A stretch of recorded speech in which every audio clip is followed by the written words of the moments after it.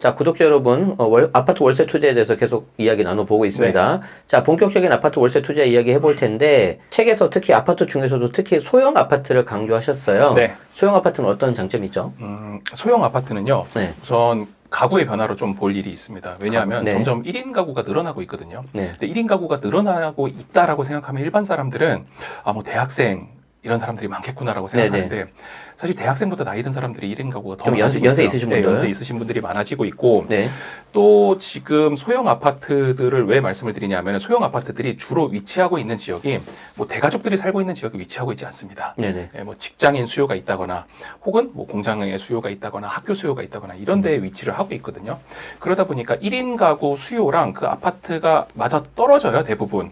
맞아 떨어져서 제가 이 책에 그 통계를 다 내드렸다고 말씀을 드렸잖아요. 네. 그걸로 봤을 때 대형 아파트로 갈수록 네. 그리고 월세 금액이 높을수록 네. 수익률은 낮아집니다. 그렇죠. 수익률 자체는 낮아지겠죠. 수익률 자체는 낮아져요. 네. 그래서 소형 아파트를 가지고 높은 수익률을 처음에 창출하는 게 어떻게 보면 투자를 처음 시작할 때 조금 더 동기부여가 되거든요. 안전하게 갈 수 있고. 안전하게도 갈 수 있고 리스크도 적고요. 네. 그래서 소형 아파트 투자를 맨 처음 얘기를 했고요. 네네. 그러다 보니까 이런 말씀도 하시더라고요. 빌라 투자하면 수익률 더 높은데 왜 빌라나 상가를 네. 안 하냐라고 말씀을 하시는데 네. 두 마리 토끼를 다 잡을 수는 없습니다. 네. 제가 항상 말씀드리는 게 세상에 싸고 좋은 건 없다. 당연하죠. 그리고 하이 리스크는 하이 리턴이다. 그럼요. 그래서 수익률이 높은 거는 그만큼 리스크가 높은 거거든요. 네. 근데 그 리스크를 낮추기 위해서는 그래도 아파트만한 게 없더라. 수익률은 낮더라도 안정적으로 여러분들이 관리 안 해도 되잖아요. 네. 빌라에서 방수액 한번 칠해보면은 네. 한타가 세게 옵니다. 잡히지도 않아요. 누수 그거. 잡히지도 않아. 잡히지도 않아요. 보험도 안 들어줘요. 네. 어쨌든 그런 걸로 괜히 고생을 처음에 해서 아예 부동산 투자 시장을 떠나느니 맞아요. 소형 아파트로 한번 시작해 보시라 이렇게 말씀을 처음에는 드리는 거예요. 좀 쉽지만 안정적으로 네네. 수익률 좀 낮을 수 있겠지만 맞습니다. 저도 그게 맞다고 생각을 합니다. 자, 그리고 이 책에는 또 현실적으로 월세 투자에 대한 단점도 있는 그대로 적어주셨어요. 네 가지 단점에 대해서 말씀 주셨는데 그 중에서 하나가 뭐냐면 우리 책 제목하고도 연관되는데 초기 투자금이 약간 좀 들어갈 수밖에 없다. 맞아요. 그런데 그래도 작가님이 생각하시기에 현실적인 방안 내에서 물론 수익률 좀 낮을 수 있겠지만 그래도 최소 이 정도는 있어야 된다. 생각하시는 금액 있습니까? 저는 그래도 최소 3, 4천은 있어서 시작하는 게 낫다라고 생각을 해요. 그래서 최소 3천만 원으로 시작하는. 물론 그거보다 더 싼 아파트도 있습니다. 있긴 있는데. 요 수도권 안에도 있어요. 수도권 안에도. 네. 3천만 원이 아니라 대출 그래도 조금이라도 썼을 때. 물론 지방으로 가면 3천 이하도 있죠. 네네. 근데 굳이 그렇게 싸고 높은 수익률을 찾아가느니 네네. 그래도 안정적으로 3천, 4천은 있어야 그래도 1억 언더로 할 만한 아파트들이 수도권에 보이거든요. 그러면 이렇게 해서 이렇게 좀 하나씩 하나씩 좀 스텝 바이 스텝으로 가서 월세 정말 이것저것 다 떼고 100을 만들고 싶어요. 좀 이렇게 물론 이제 물건마다 사람마다 좀 다르겠는데 보통 어느 정도 개수, 어느 정도 시간 정도면 좀 가능하다고 생각하십니까? 저는 월세 100 만드는 게 많은 분들이 한 번에 모으려고 그러세요. 한 번에 내가 100 해야지. 한 방에 그냥. 한 방에 가야지라고 하는데 그런 거는 수익률이 굉장히 낮을 겁니다, 아마. 그렇죠. 그리고 그렇게 받는 것보다 차라리 은행에 넣어놓는 게 수익률이 더 높을 수 있어요. 그 정도면. 네네. 그래서 저는 차라리 월세 한 40만 원 정도 40만 원짜리. 그 정도로 한번 시작해 보시는 게 초기 투자금도 적을 거고요. 그리고 안정성도 안정성도 어느 정도 확보가 돼 있고 수익률도 높을 거거든요. 그렇게 맨 처음 시작을 해보라고 말씀을 드려요. 그러면은 40만 원이면 뭐 그거 가지고 뭘 투자해라고 하는데 월급이 40만 원 오르면 연봉이 얼마 오르는지 아세요? 굉장히 많이 오르는 거거든요. 많이 오르는 거죠. 그러면은 내가 한 직급을 어떻게 보면 진급하는 거란 말이에요. 그러면은 돈이 모아지는 속도가 달라집니다. 그때부터. 맞아요. 월 40만 원이 추가로 들어오면. 그게 별거 아닌 것 같지만. 그렇다고 40만 원 배달 음식 시켜 드시지 마시고 그걸 온전히 모았을 때 돈이 모아지는 속도가 틀려요. 그러면은 종잣돈을 더 빨리 모을 수 있거든요. 그 다음에. 그럼 또 모아서 다음에는 뭐 45만 원짜리, 그 다음 또 한 40만 원짜리 이렇게 늘려가는 게 차라리 낫다라고 생각이 들어요. 그렇게 하면은 2개, 3개 정도. 3개. 그러면은 초기에는 한 채 사는데 한 1년 걸릴 수 있습니다. 그래도 한 3천 모으는데 1년 걸리니까요. 그리고 나서 두 번째 살 때는 1년이 안 걸릴 거예요. 분명. 그렇죠. 그리고 나서는 더 짧아질 겁니다. 그러면 넉넉 잡아서 세 채 한 1년 반에서 2년 정도. 2년 이상? 네네. 2년 정도 그렇게 안정적으로 보고 있어요. 왜냐하면은 갑자기 막 살 수는 없거든요. 맞아요. 왜냐하면 나중에 아시잖아요. 양도세 문제 때문에 네네. 한 번에 못 팔아요. 그러니까 조금씩 적립식 투자하듯이 하나씩 가져가는 게 좋습니다. 조급해하지 마십시오. 절대 조급해하면 안 됩니다. 자, 그런데 우리가 세금 채널이라서 안 물어볼 수가 없어. 안 물어볼 세금 수가. 많네요. 안 물어볼 수가. 제네시스 방님의 또 이게 장점이지 뭐. 다른 거 다 괜찮은데 저를 또 취득세가 문제예요. 취득세가. 왜냐하면 결국에는 월세를 모아서 이렇게 좀 가야 되잖아요. 근데 이게 취득세가 좀 이게 좀 정말 이렇게 딱 앞길을 딱 가로막거든요. 이게 또 8% 12% 맞으면 수익률이 확 떨어져 버리고. 이거 어떻게 맞으면 아예 답이 없습니다. 이거 그래서 작가님이 생각하시는 어떤 극복 방법이나 뭐 계획은 어떤 겁니까? 취득세를 좀 피하시는. 어떻게 하냐면요. 사실 세금은 많이 두려워하세요. 많은 분들이 두려워하셔가지고 최근에 그 다주택자 양도세 중과에 대해서도 많이 여쭤보시는데 가장 놀라운 부분은 비규제 지역에 있는 분도 그걸 저한테 여쭤보신다는 거예요. 맞아요. 일단 겁이 나요. 그러면 이제 그건 여러분들한테 해당이 안 됩니다라고 해도 무서워해요. 맞아요. 어떻게 바뀔지 모른다. 근데 세금의 포인트는 진짜 나한테 해당이 되냐 안 되냐를 구분하는 것부터 시작이 되거든요. 그렇게 구분을 해봤을 때 월세 받을 수 있는 소액 아파트들은요. 대부분 공동주택 가격이 높지 않습니다. 그건 어떤 의미가 있죠? 어떤 의미가 있냐면 1주택은 있다라고 가정을 할게. 내가 사는 집은 우선 매매로 일단 실거주 하나 가지고 있고 두 번째로 갔을 때는요.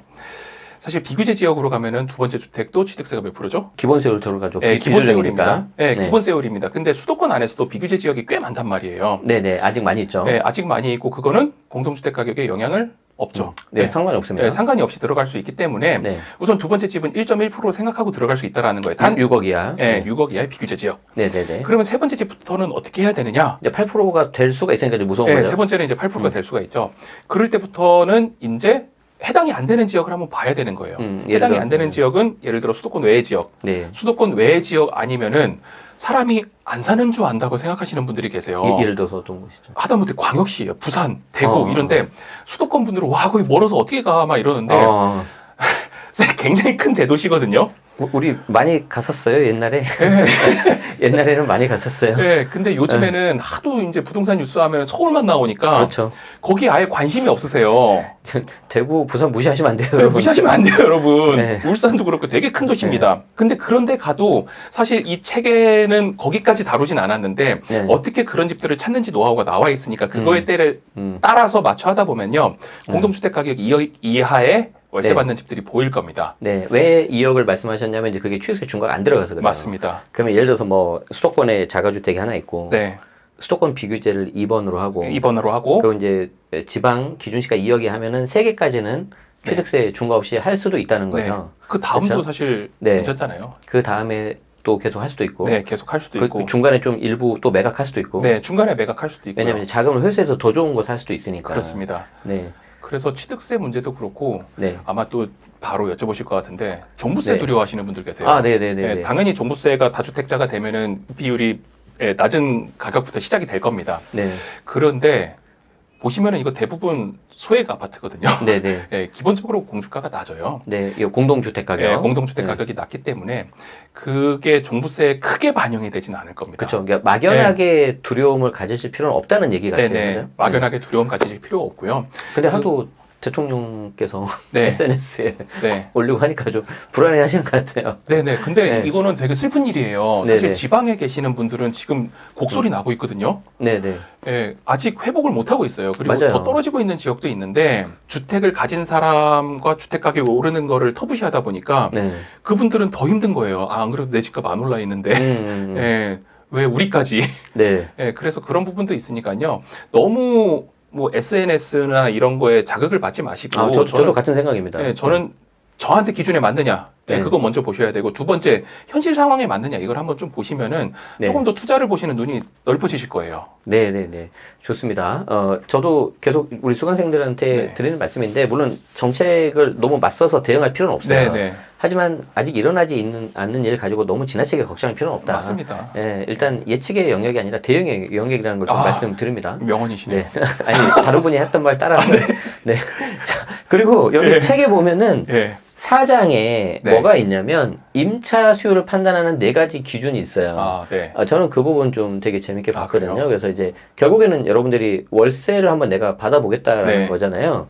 그래서 이 4가지 기준이 이제 자세하게는 이제 책에 있는 걸 보시면 되는데 여기에서 특히 좀 중요한 거라든지 뭐 간단한 내용 좀 설명 좀 해주시죠. 월세 임차 수요 판단하는 기준은요. 그냥 명확히 딱 말씀드리면은 내가 그 지역에 왜 살아야 되느냐를 한번 생각해 보는 거예요. 반대로. 내가 항상 월세 받는 집을 볼 때는요. 내가 임대인의 입장으로 가면 안 됩니다. 내가 이 집에 왜 살지라는 생각으로 들면은 그게 보일 거예요. 아, 주변에 내 직장이 있다. 그치. 예, 혹은 뭐 지하철역이 가까운데 이 지하철을 타고 수도권 뭐 서울 주요 권역으로 바로 들어갈 수 있다. 맞아요. 예, 혹은 버스가 있다. 맞아요. 그게 명확한 이유가 있거든요. 네네네. 예, 그런 명확한 이유가 있는 집은 임차 수요가 있어요. 네네네. 근데 그렇지 않은 집들이 있습니다. 아. 예, 나라면 여기 왜 살아야 되지? 그치. 농사 져야 되나? 사실 이런 집들이 있어요. 네. 그런 데는 분명 수익률은 높을 거예요. 그쵸. 예, 분명 수익률은 높은 건데 네. 그거는 황금성이 굉장히 떨어질 수 있습니다. 맞아요. 예, 그래서 그런 집들은 피하는 게 좋고 진짜 좋은 임차 수요가 있는 집을 그래도 보려면은 내가 그 집에 산다라고 생각하고 한번 보시는 게 제일 맞는 선택입니다. 입장을 바꿔서 네. 내가 임차인이다, 세입자다. 내가 수요자가 돼보는 거거든요. 그렇죠. 그런데 내가 이 월세를 내고 여기서 살 거냐. 네. 답이 나온다는 거죠. 네, 방금도 말씀해 주셨는데 너무 외진 지역, 그리고 이제 좀 수요가 없는 곳 이런 것들을 좀 피해야 될 것 같아요. 왜냐하면 이제 우리가 하나씩 스텝 바이 스텝으로 해서 월세를 뭐 50만 원, 100만 원 이렇게 하나씩 성을 쌓듯이 쌓아가야 되는데 중간에 한번 삐끗하면 안 되잖아요. 네. 좀 더 구체적으로 이런 아파트 피하는 게 좋다. 좀 말씀 좀 해주시죠. 네. 아까 말씀드린 대로 수요가 불명확한 지역이 있습니다. 아, 불분명한 지역. 불분명한 지역이 있어요. 근데 그런 거는 피하는 게 좋은데 어떻게 피해야 되느냐가 사실 중요하잖아요. 많은 분들이 부동산 임장 가시면 하는 게 맛집 찾으세요. 맛집. 먹고 살아야 돼. 뭐가 중요하냐. 네. 사실 나 맛집 찾은 적은 없었던 것 같은데? 맛집을 가구나, 요즘에. 그런 것보다 저는 우선 공인중개사 사무실 먼저 가야 돼요. 그럼요. 먼저 가야 되는데. 부동산 사전을 가야지. 또 거기서 매매가 얼마예요? 월세 얼마예요? 이런 거 물어보는 건 사실 의미가 없습니다. 왜냐면 이미 다 오픈되어 있는 자료니까. 그럼 뭘 물어봐야 돼요, 그러면? 사실 그런 것보다 진짜 여기 사는 사람들은 뭐예요? 진짜 누가 와서 여기서 사느냐? 뭐 직장을 다니냐? 어느 직장 다니냐? 애 키우기는 어떠냐? 그리고 지하철역 가깝냐? 맞습니다. 사실 그런 지도에서 나오는 것도 좋고 더 실제적으로 그런데 나오지 않는 거. 예를 들어 월세 놓으면 언제 만에 빠지냐? 수요자가 주로 누구 들어오냐? 맞아요. 그리고 뭐 어떤 가족이 사느냐? 그리고 기간은 어느 정도 사느냐? 그것도 되게 중요하거든요. 한 번 들어오시면 한 번 들어오는데 빨리빨리 나가는 지역도 있어요. 맞아요. 잠깐 거치는 거. 맞습니다. 그런 데가 아니라 한 번 들어와서 월세로 길게 들어가는 지역도 있거든요. 의외로 수도권에 그런 지역들이 많습니다. 우리나라는 아직 제조업이 꽤 많아요. 예를 들어서 뭐 이게 그 근로자, 근로자들이 사시는 분들도 뭐 평택, 거기도 좀 있고, 뭐 인천, 뭐 안천 이런 데도 되게 많거든요. 산업단지 있는 곳, 산업단지 주변에도 되게 많고 산업단지별로도 다 분류를 해놨어요 책안에. 그러다 보면은 내가 봤을 땐 또 피하는 것처럼 보였는데 의외로 논 한가운데 있지만 숨어있는 수요가 있는 집들이 또 있습니다. 맞아요. 물론 처음에는 좀 힘드실 거예요. 처음에는 당황하실 거예요. 처음에 좀 무난한 곳으로 하시고. 근데 처음에는 좀 무난한 곳으로 하시고 이제 좀 실력이 나으시다 보면은 그쪽으로 가시는 것도 뭐 선택에 따라서 할 수 있는 거죠. 그리고 이제 우리가 약간 좀 아직 초보이신 분들은 저는 그냥 처음부터 좀 쉬운 거라고 말씀드리고 싶은데 예를 들어서 가격이 좀 어려도 높으면 수익률은 낮지만 안정적으로 갈 수 있고 반대로 이제 가격을 좀 낮으면 수익률이 좀 높아지지만 리스크는 좀 커질 수 있잖아요. 이걸 그나마 좀 해칭할 수 있는 게 싸게 사는 것 같아. 그러면 적정가에서 좀 싸게 사면 그 적정 밸류는 있잖아요. 그러니까 수익률은 가져갈 수 있는데 가격을 좀 낮게 하니까 수익률을 더 높일 수가 있잖아요. 그러면 이걸 할 수 있는 방법은 급매 아니면 경공매밖에 없어요. 근데 경매도 하시잖아요. 그렇죠? 경매로 좀 이렇게 싸게 살 수 있는 방법이라든지 좀 그 팁을 좀 알려주시면 좋을 것 같습니다. 경매는요. 제 기준을 맞춰놓고 경매는 다 봅니다. 전국에 있는 걸. 그러니까 매물 엄청 많이 보실 것 같아요. 맞죠? 그러면 하루에 한 10개 이상 담겨요, 사실. 이제 그 중에서 이제 좀 관심 있는 거. 고르고 아파트만 하고 몇 세대 이상만 하고 아까 말씀드린 취득세 이슈나 이런 거 안 되는 것만 쭉 고르다 보면 그렇게 나와요. 그래도 하루에 이렇게 하면 다 못 하실 텐데 좀 남는 거 좀 어떻게 좀 뿌려주세요. 농담이고요. 근데 그러다 보면은 사실 가장 큰 경매의 단점이 뭐냐 하면은 생각보다 낙찰가가 높습니다. 요 정도면 됐다는데 생각보다 뭐 실수요자가 온다든지 아니면 그냥 누가 질러버린다든지. 그리고 진짜 돈 버는 케이스가 생각보다 그렇게 많이 없을 거예요. 단타로 하면은. 왜냐하면 아까 말씀드린 대로 실수요자가 와서 지르면 그래도 좀 괜찮은데 정말 아무것도 모르고 지르시는 분들이 계세요. 예를 들어서 뭐 낙찰의 의의를 두거나. 낙찰의 의의를 두고 금매보다 왜 비싸게 사시는지 전 도저히 모르겠거든요. 왜 그럴까요? 물어보니까 모르더라고요. 그 가격이 나왔는지. 이게 주변에 시장 조사를 제대로 안 했거든요. 가격 조사를 제대로 안 하고 감정가만 보고 입찰하시는 분들이 생각보다 꽤 많습니다. 부동산에 가보셔야지. 또 거기 가서 눈치 없게 그걸 물어보고 있어요. 왜 이렇게 비싸게? 하여튼 그러시지 마시고. 그리고 경매의 또 단점이 내가 원하는 그 단지에 안 나올 수 있는 확률이 상당히 높다라는 거예요. 언제 그걸 기다리고 있습니까? 그래서 저는 주로 금매를 활용을 하는데 네. 금매를 활용한다라고 하면은 네이버 부동산으로 이제 금매 보는 거. 네네. 사실 그거는 완전 뭐, 금매는 아니에요. 네, 그쵸. 뭐 이렇게 좀 네. 대략적으로 좀 있을 수 있고 없을 수 있고. 네, 생각보다 싸다 정도지. 그건 금매가 아니거든. 진짜 급하면 맞아요. 네이버 부동산 나오지도 않습니다. 올릴 시간이 어디 있어요? 네, 바로 나가거든요. 네, 근데 그럼 우리 바로 나가는 걸 어떻게 잡냐라는 거예요. 네, 어떻게 잡아요, 그거? 저 같은 경우는 제가 관심 있는 지역을 몇 개 뽑아놔요. 네, 예를 들어서 뭐 수도권에 여기다 A, B, A 단지다. 그쵸. 네, 그럼 거의 주변에 단지가 여러 개 있거든요. 그쵸. 그러면은 주말마다 갑니다. 주말마다. 네, 주말마다 갔어요. 네네. 네, 가가지고 내가 원하는 조건을 명확히 얘기해요. 그 부동산 소장님한테. 네, 부동산 소장님한테 내가 예를 들어 1억 5천짜리 집을 사야 돼요. 근데 1억 5천짜리를 뭐 월세를 얼마를 놨을 때 수익률이 뭐 6%가 나와요. 근데 나는 6%를 먹고 싶어요. 네네. 근데 집들이 다 1억 6천이에요. 네네. 그럼 1억 5천 없잖아요. 네. 그럼 1억 5천을 마냥 기다리는 게 아니라 네. 소장님한테 얘기를 하라는 거예요. 나 1억 5천 해서 월세 얼마 세팅을 하고 싶다. 1억 5천 나오면 연락을 해달라고 하면요. 소장님이 100% 연락 안 합니다. 그렇죠. 100% 연락 안 해요. 또 가야 되는 거예요. 그렇지. 또 가야 되는데 계속 가야 돼. 네, 계속 가는데 맨손으로 가지 말라는 거예요, 저는. 그렇죠. 그러면 사람들이 뭐 사가겠어요. 맨 처음에 꼭 음료수? 네, 꼭 바카스 사가거든요. 바카스. 네, 바카스 제일 싫어해요. 너무 많아서. 바카스 비타오백 말고 요런 거. 스타벅스. 네. 요런 거 사서 가라는 거예요. 왜 그래요? 아니 그분들은 사실 커피숍 갈 시간 없어요. 그치. 네, 거기 계속 자리 지키셔야 되거든요. 네네. 그리고 말을 많이 하시기 때문에 목도 타세요. 그리고 생각해보세요. 스타벅스를 사오는 사람이 있을까요? 공인중개사에? 많이 없겠죠. 네, 거의 없어요. 네, 그런데 또 소장님도 이게 들으시면서 좀 기분도 좀 내고 싶고. 그리고 더 좋은 거는요. 이걸 마시면서 얘기를 할 수 있다라는 거예요. 그 시간 동안. 그치. 네, 저랑 같이 얘기를 하는 거거든요. 네네. 그러다 보면은 내가 왜 이 집을 사야 되고 주변에 어떤 집들이 요즘에 나오고 있고 아니면은 그 중개사 사장님이 알고 있는 누가 어떤 사정이 있고 이런 얘기를 다 나눈단 말이에요.